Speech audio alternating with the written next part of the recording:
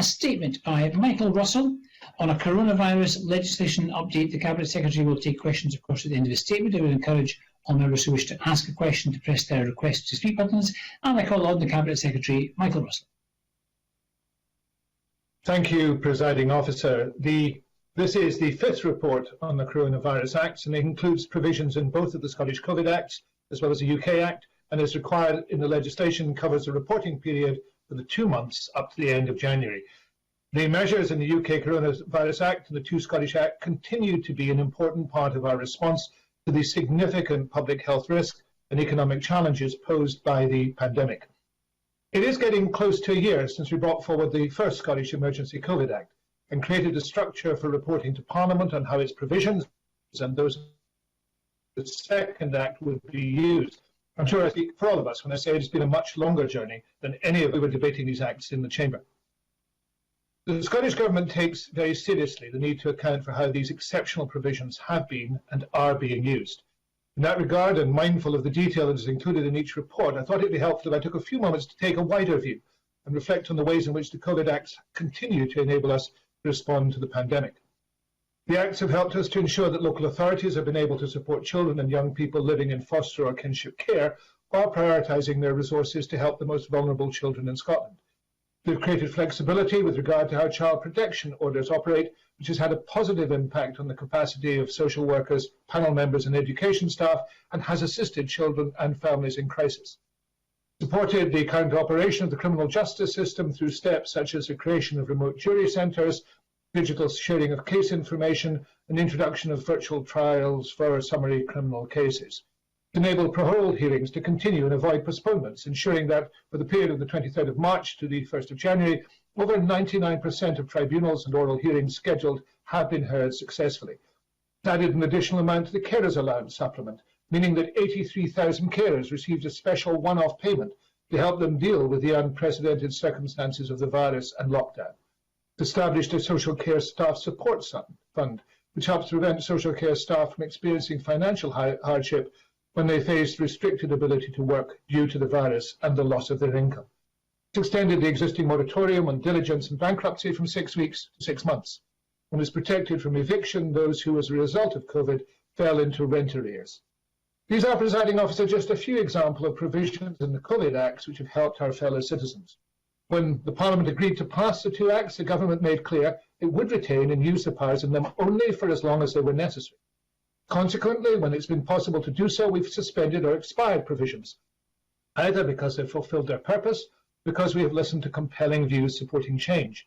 For example, we've expired without commencing provisions in relation to adults with incapacity, which removed the requirement on the local authority to consult adult and interested parties in certain defined and exceptional circumstances.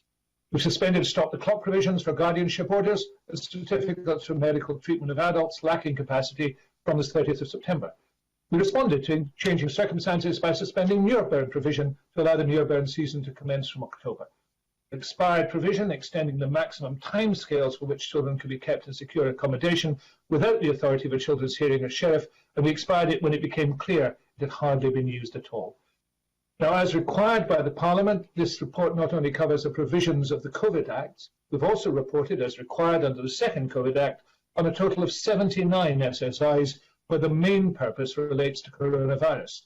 These include, of course, the vital international travel regulations made under the Public Health Scotland Act 2008, and regulations which relax the rules on breaks in caring so that these do not affect entitlement to carers' allowance. Today's fifth report also explains again that some provisions of the Acts have not been commenced, as there has not been a need to do so, or have commenced but have not been required to be used in practice. However, in some cases, we remain of the view that these provisions could still be an important tool in supporting the lives and health of people living in Scotland, the economy, the public sector and the third sector. In other cases, the provisions are also judged to continue to be necessary because they may be required to respond to possible future circumstances resulting from COVID. We know only too well that the importance of this legislation is, alas, now more important than ever.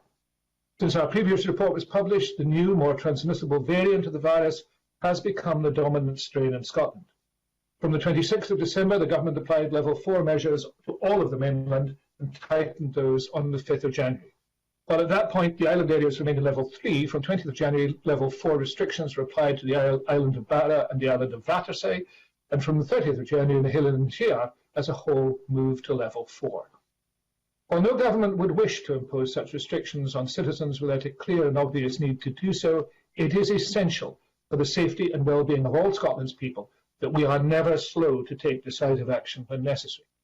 From the outset, in shaping our response to the COVID pandemic, the government has placed particular emphasis on the needs of the most vulnerable individuals and communities. So in the development of today's report, we have continued to reflect on the views of stakeholders whose focus on the areas of human rights, children's rights and equality. We've also recognised the views of the Parliament Equality and Human Rights Committee, which is inquiring into the impact of the pandemic. We're grateful for the work that's being undertaken by the Parliament, stakeholders and others in scrutinising the actions of the government on these matters. The requirement to consider information on domestic abuse also continues to be an essential part of the reporting process. We know that domestic abuse is an underreported crime, and data on reported incidences does not provide the full picture of the impact of the pandemic. The Scottish Government remains committed to ensuring a regular exchange of information about domestic abuse. We're working with our partners, including Violence Against Women and Girls organisations, to further inform our understanding. Presiding officers, Parliament will know the provisions of Parts 1 and of the 2 Scottish COVID Acts are time limited. These provisions have been extended once already, from the 30th of September 2020 to the 31st of March 2021. Regrettably, we must shortly consider whether they need to be extended beyond that point for the final period of 6 months permitted by the legislation. And I acknowledge the work that is being done by the Parliament's COVID Committee to seek views on such an extension. The Scottish Government is considering very carefully the provisions in the Act with regard to such a renewal. Where it is desirable to expire or suspend further specific provisions, we will seek to do so. But it does seem unavoidable now that many of the provisions of the Act will be required after the 31st of March in order to enable us to deal with the ongoing effects of the pandemic. The decision on whether to extend Parts 1 of the 2 Acts is, of course, for the Parliament to make. We look forward to hearing the outcome of the consideration of these matters by the COVID Committee. Once all the processes are complete, the Government will bring forward the necessary regulations for Parliament's consideration, along with a statement of reasons.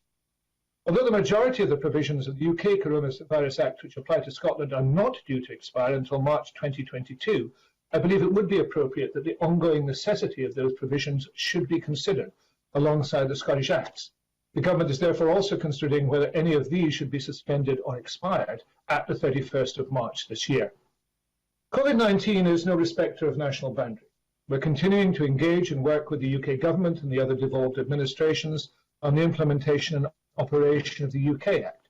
In addition, all governments do work together to help ensure that respective reporting arrangements operate successfully and appropriately alongside each other. The Government remains committed to ensure that the Scottish Parliament has continued oversight of these provisions and can hold Scottish ministers to account for their use. Such scrutiny, and Jason Leach and I have been almost as much of a fixture at meetings of the COVID Committee as the members, continues to be central to our work. Presiding Officer, let me conclude by noting that as is required by Section 15 of the First Scottish Act and Section 12 of the Second Scottish Act, Scottish ministers have conducted a review of the provisions of Part 1 of these Acts and have prepared this report. We are satisfied that the status of the provisions set out in Part 1 of the Acts as of 31st January remain appropriate. We've also undertaken a review of the SSIs to which Section 14 of the Second Scottish Act applies. Scottish ministers are also satisfied that the status of those SSIs at the end of the reporting period is appropriate. A review has been conducted of the provisions of the UK Act to which the Scottish Parliament gave consent, and we're satisfied that the status of these provisions is also appropriate. Presiding Officer, all the efforts made by the people of Scotland to combat and cope with the effects of COVID represent a truly extraordinary effort. Members will, I know, acknowledge that, despite our differences in other areas, I am sure we are united in our resolve to work together for the good of the people we represent as Scotland works through and past this unprecedented crisis. The provisions we report on today are part of Scotland's ongoing response. This Government will continue to do our duty to report and to be held accountable to Parliament for the use of these powers, and we welcome the opportunity of engagement with the Parliament as it considers this 5th report. Thank you very much, Cabinet Secretary. Now, the Cabinet Secretary will take around questions for around 20 minutes. I call Donald Cameron to be followed by Anas Sarwar. Donald Cameron. Thank you. Can I thank the Cabinet Secretary for prioritising this statement, and on behalf of the Scottish Conservatives, welcome this fifth report which has been published today, as well as emphasise the importance of regular reporting by government under the legislation, given the many important issues that arise. As convener of the COVID-19 committee, can I also recognise the Cabinet Secretary's regular appearances at that committee, which are appreciated. Scrutiny is critical. But on that issue, I would like to ask specifically about the potential extension of the emergency legislation beyond the 31st of March. If the legislation is extended, that period will of course cover a time when Parliament will be in recess and many MSPs will be campaigning in an election, assuming it happens on the 6th of May. And after the 6th of May, as we all know, MSPs need to be sworn in, a new government requires to form, a First Minister appointed, and parliamentary committees need to be constituted. All of that takes time. And there is thus a significant period of time where parliamentary scrutiny of emergency legislation will be difficult, if not impossible. Does the Cabinet Secretary share my significant anxiety about this, and what measures could be taken to remedy the problem? Cabinet Secretary. I think the convener of the committee raises a very important point, and I would very much welcome the input of the committee and of the Parliament to jointly deciding how we may take these issues forward. I'm absolutely certain that during the period there will require to be scrutiny of regulations as they change, because I suspect they will change during this period. And of course there would be an obligation for further reporting on this at the end of March, and that would be a report that would require to be laid normally during the first fortnight of April. So, of course, ultimately the presiding officer has, of course, the power to recall the Parliament should he deem that to be necessary to discuss either a report or new regulations. And if there are arrangements that the Parliament can put in place that would require the continued presence, for example, of ministers who did, then that should be considered. But I want to stress that we are very, very open to suggestions and to proposals from the Parliament, and we will absolutely do our best to ensure that we can meet those, because I agree with Donald Cameron that continued scrutiny of the legislation and the regulations, and of the regulations as they evolve, is of vital importance. Thank you. And as Sarwar, to be followed by Annabel Ewing. Thank you, Presiding Officer, and can I thank the Cabinet Secretary for advance sight of the statement. He, like I, will not like the restrictions, but we both understand why we need them. And I do support the government when they are getting it right.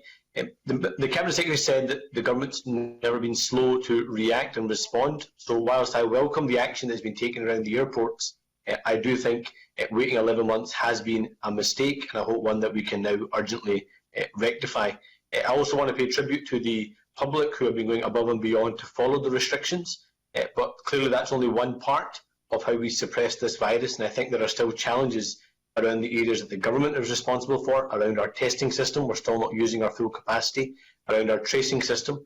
So can the government and the Cabinet Secretary give a reassurance that whilst we will focus on virus elimination through the rollout of the vaccine, that we aren't going to forget about the virus suppression part, and making sure we use this period of lockdown to get those parts the government is responsible for, our testing system and our tracing system, fit for purpose? Well, I would maintain that they are not only fit for purpose, but producing the results that they are meant to produce. But I am absolutely certain that the ongoing work in vaccination, in test and trace, and in the work at the airports and on the borders will all continue, and is all of vital importance. And I'm grateful for the acknowledgement from Mr. Sarwar that we need to work together on these things and to support the people of Scotland who have put up with a great deal and continue to put up with a great deal in what are the hardest of times. So we will go on doing the things we need to do, we'll go on improving the things that need to be improved, and we'll go on focusing on the suppression of the virus, and of course we hope ultimately its elimination, but at the present moment the suppression of the virus using all the tools we have. Thank you. Annabel Ewing, to be followed by Brian Whittle. Thank you, Presiding Officer. With the publication of the international travel quarantine regulations imminent, can the Cabinet Secretary provide an update as to the Scottish Government's latest engagement with the UK Government to ensure that there is indeed a comprehensive approach taken to prevent importation of the virus, recalling that international travel contributed to a rise in coronavirus cases in Scotland last summer? Cabinet Secretary.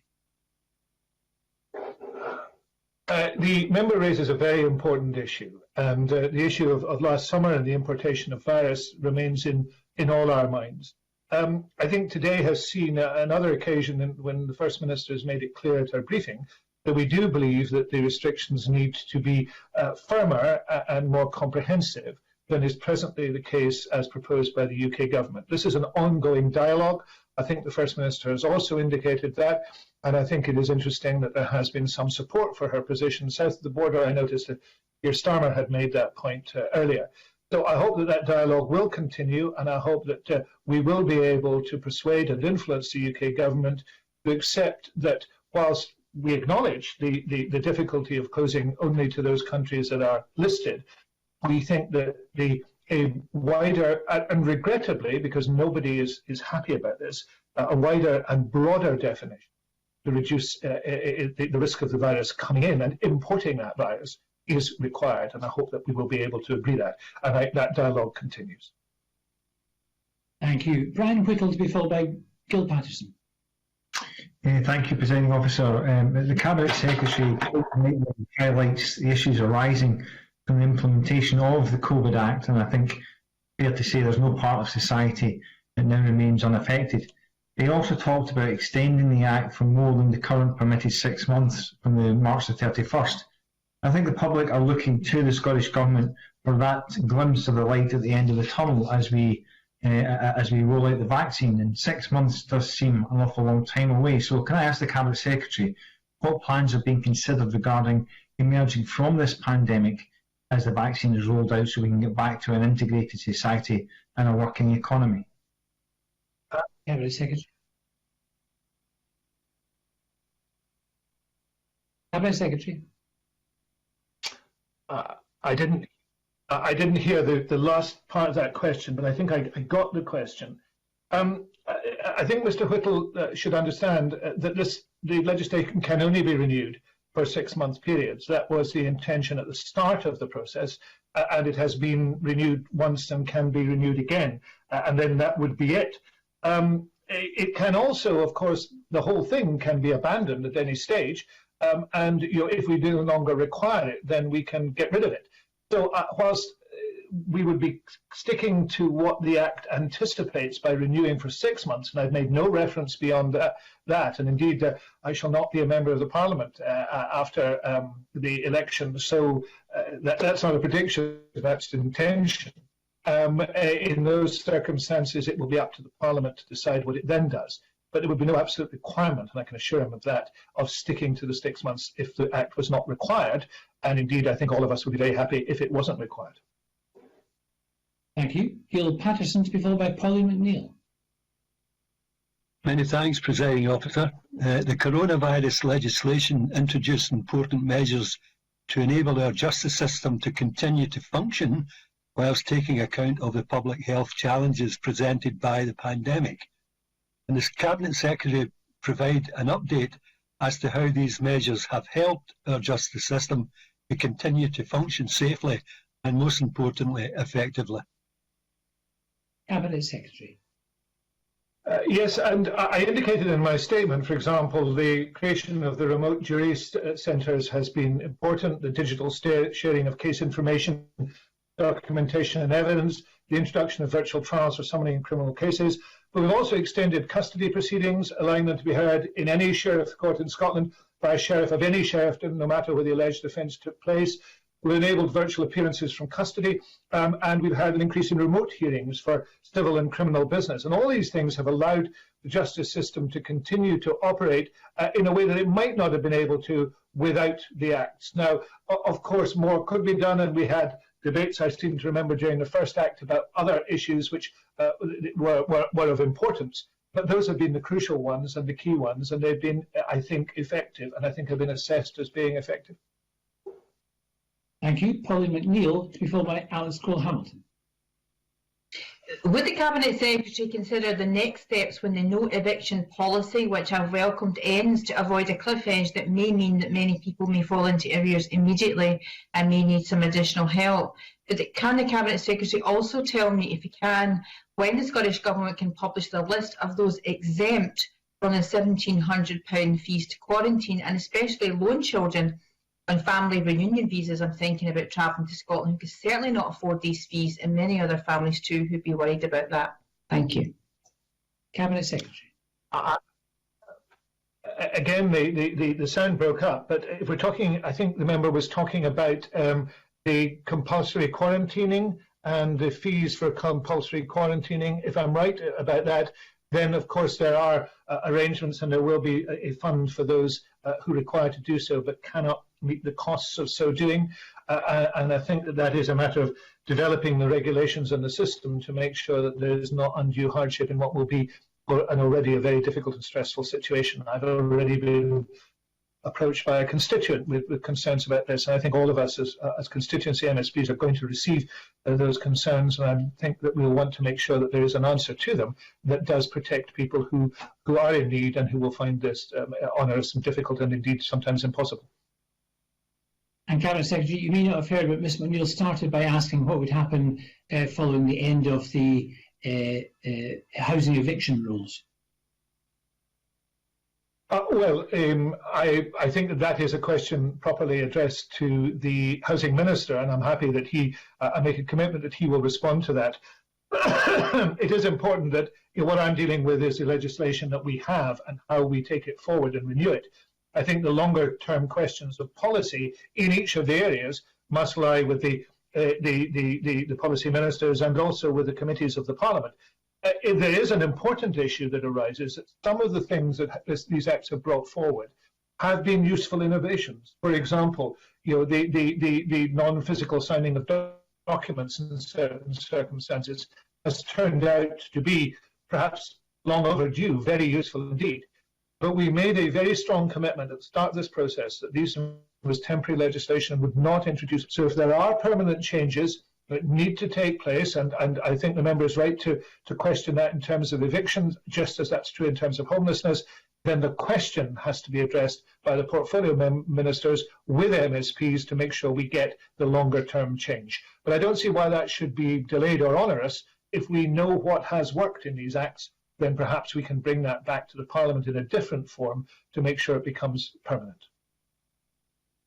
Thank you, Cabinet Secretary. I can see you're having difficulty with some of the connections there. Alex Cole-Hamilton to be followed by Alison Johnson. Thank you very much, Presiding Officer. The Coronavirus Act passed by this Parliament underpinned much of the regulations that govern who we can and can't see and the limitations of social distancing. The Cabinet Secretary will have heard my question to the First Minister yesterday about extending or expanding the extended household policy to allow new parents to bubble up with other new parents or family members that are not currently covered by the extended household policy to vastly improve the mental health conditions they're finding themselves in. Does he agree with me that it's time to review these regulations and to change them to allow this to happen? Cabinet Secretary. I certainly agree. It's always, and I agree with Mr. Cole-Hamilton, it's always necessary to examine regulations for their outcome and what their intention is, and to make sure that that intention met. Now, the intention, of making sure that the extended the households are essentially kept separate and that there is no transmission of the virus is precisely that, to ensure that there is no transmission of the virus. But if the intention of the change to that elsewhere was to provide mental health support, then I'm glad to say that that already exists within the Scottish system, a little role that attachments play. We recognise the difficulties that new parents will meet, in particularly in developing informal relationships. But there are measures in place to make sure that the more and most vulnerable do get access to support through peer support for mental health, for example. And they will continue to have access to universal services such as maternity services and health visiting and access to local community support. So those are all allowed for. So we think if the intention of the change of the rule elsewhere is to provide that support, then that is already built into the Scottish system, both with the exemptions and the work that's being done. So I entirely appreciate the question. I think it is entirely legitimate to explore the question, But I think that that is already possible and indeed happens within Scotland, and the extended household rules were developed to allow that to happen. Thank you very much. Alison Johnston, to be followed by Fulton McGregor. Thank you. Today's report on the regulation notes that the mental health impacts of this pandemic may not be fully understood for some time to come, for some months to come.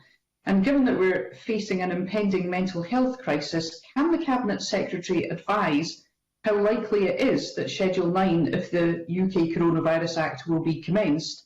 And if it is, will he consider reporting more frequently on how its provisions are being used, given their potential impact on human rights? Cabinet Secretary. Yes, I do think this is an important question, and the modification of mental health legislation was and remains a very contentious issue within this legislation. I think I'm happy to give that commitment, but I hope that they will not be required. But I also want to agree very strongly with Alison Johnston that the mental health impacts of this pandemic are quite clear and are likely to be far-ranging, and it will require a focus within society upon those as now during the pandemic through and out of the can make a commitment. Section 9, were it to be utilised and brought into effect, would require a particularly strong focus on reporting. Whether that was more regular or more intensive, I'd want to discuss with the COVID committee, but I don't disagree with the thrust of her argument. Thank you. Fulton McGregor, to be followed by Maurice Corrie. Thank you, Presiding Officer, and apologies to the Cabinet Secretary because my question is very similar to Alex Cole-Hamilton's question a couple back. But I want to ask from the view of babies, and we all understand that the pivotal role that early attachments play in the first year of a child's development, the attachment to grandparents, aunts, uncles and others, as well as, of course, the pressure on new parents, particularly often mums, in this same period. Can I therefore then ask the Cabinet Secretary if the Scottish Government is giving any consideration to adapt the legislation to allow families with a child under 1 to form a supportive bubble with one other household in circumstances where they are not currently able to do so, and which I believe, as has already been said, would be a similar policy to that in place in some other countries? Cabinet Secretary. I have indicated previously to Alex Cole-Hamilton, I understand the concerns that are expressed in this matter. We believe that the arrangements in place to support families are comprehensive and do meet the requirements that people have. But of course, given the concern about this, I'm happy to take it away again and to respond to Mr McGregor, to ask the relevant ministers to respond to Mr McGregor and Mr Cole-Hamilton once they have considered it again and considered the points that have been made. Thank you. Maurice Corrie, to be followed by Stuart McMillan. Thank you, Presiding Officer. Instances of domestic abuse have been on the rise during the current pandemic, unfortunately, and I note that a ministerial statement states that the Scottish Government is working with various women and girls' organisations. What regulation is being considered by the Scottish Government to prevent the increase in domestic abuse during the current COVID pandemic? Cabinet Secretary. Well, there is legislation on these matters before the Parliament at the present moment, and I'm sure that the debate on it and the development of it has been informed by what we've learned during the pandemic. I don't think it's quite simple as to say that, as a result of the statistics that we've got, that has led to a clear resolution of what requires to be done next. But it has indicated the need to intensify the work that is being done at present to make sure the legislation is fully fit for purpose, and to make sure that the climate of consideration of this is very rigorous indeed, and make sure that there is not only no tolerance for domestic violence and abuse, but a stronger and stronger understanding causes the ways in which we can influence and eliminate it. So I think what has happened here as a result of the amendments which Pauline McNeill brought forward in the legislative process, we have been able to do more. I wish there was an instantaneous solution, but I think what we've got here is working towards better legislation, better practice, and better effect. And Stuart McMillan. Thank you, Presiding Officer. Cabinet Secretary, I understand that Police Scotland data suggests that accommodation rental websites are being used increasingly to book properties for illegal parties. Is the Cabinet Secretary concerned by this trend, and can he provide further information as to how the coronavirus legislation equips our police service to address this issue? Cabinet Secretary. I can. There is concern, of course, about this. Whenever a legal party is held, the police resources have to be used to stop it happening and to make sure those involved are informed, warned, and if necessary, legal action is taken against them, including not just the instant fine, but also perhaps further legal action. There's a second level to this too, which is those who own the properties. And those who own the properties are committing an offence. And of course, if these properties are registered properties, then they could be deregistered by the local authority. And the local authority could take effective action against the owners of the property who are behaving in this illegal and criminal way by advertising property, for example, for let, knowing that it is going to be improperly used. There is no holiday lets, there should be no holiday lets available at the present moment in Scotland for any of these purposes. And if they are being used, then those using them are committing an offence. Those who are offering them for use are committing an offence, and action should be taken by all the relevant authorities against them. Thank you very much, Cabinet Secretary Michael Russell, and to colleagues, apologies there to David Stewart and John Mason, but I'm afraid we're going to have to end at that point as we are running out of time. So thank you. We've now actually come up to decision time, but I can actually tell members that there are no questions to be put as a result of today's business. So we're going to move straight on to members' business. And I'm going to hand over the chair to my colleague, Lewis MacDonald.